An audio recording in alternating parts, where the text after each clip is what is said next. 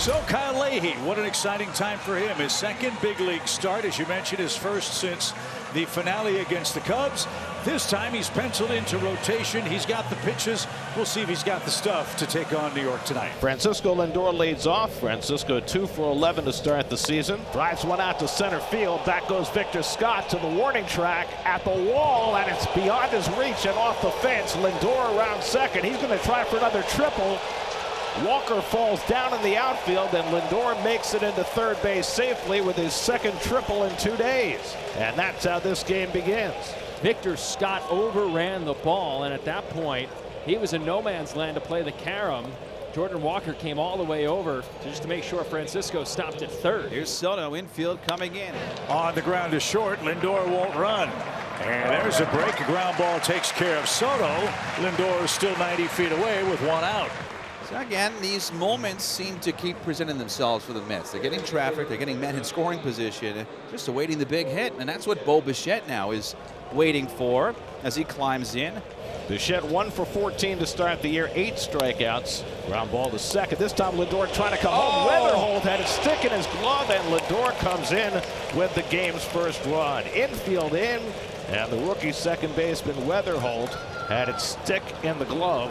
And no, not a hit, but an RBI, a productive AB for Bichette, who gets RBI here and puts the Mets up 1-0. There's Clay Holmes. He had 2 starts against the Cardinals. His only 2 career starts of his career. 1-0 with a 3.00 earned run average. J.J. Weatherholt, first round pick 2 years ago, just 23. He has gotten off to a quick start in his big league career. And a good start for the Cardinals. Weatherholt, another walk, his second.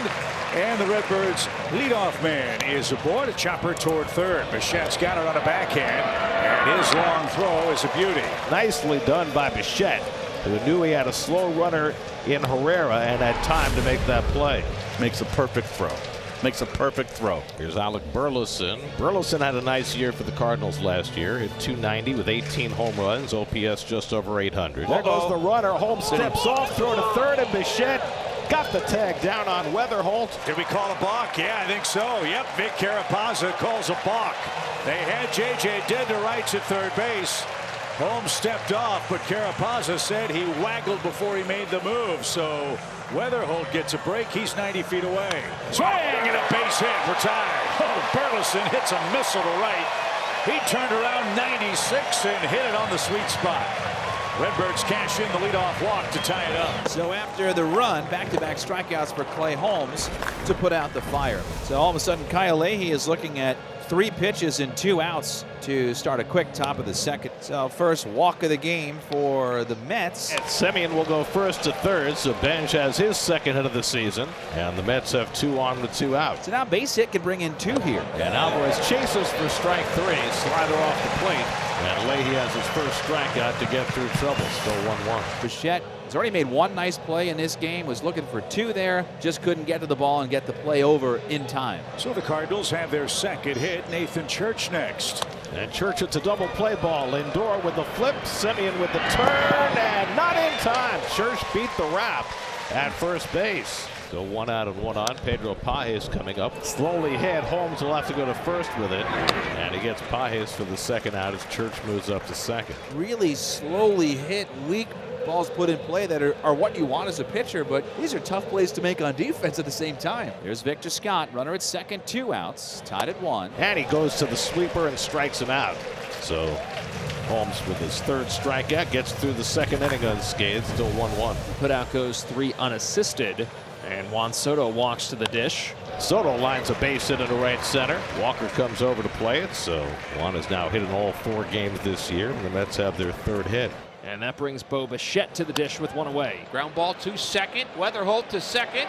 And on the first double play. Weatherholt to win to Burleson. And Bichette bounces into an inning-ending double play, sending us to the bottom of the 3rd inning. Second walk given up by Holmes, and the Cardinals have 2 on with 2 out. Here's Gorman, who struck out his first time up, and it's grounded slowly. Young will field. Holmes covers, and that retires the side. Well done. Clay Holmes in and out of trouble.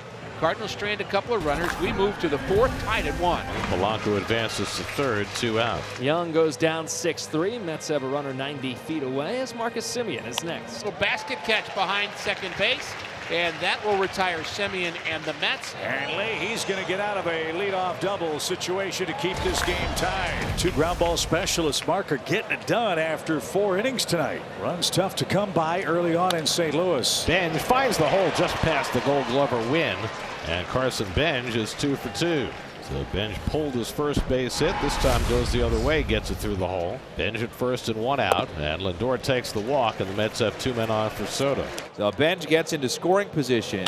And he hits one toward the middle of the diamond. Weatherholt on the back end gets it to win. No chance to double up Soto, and Burleson did well to keep that ball in front of him and prevent the run from scoring. Yes, sir. 2 outs, runners at the corners, tied at 1 in the 5th. And it's once again up to Bo Bichette to try to make something happen here. Bichette 0 for 7 with runners in scoring position to start the year.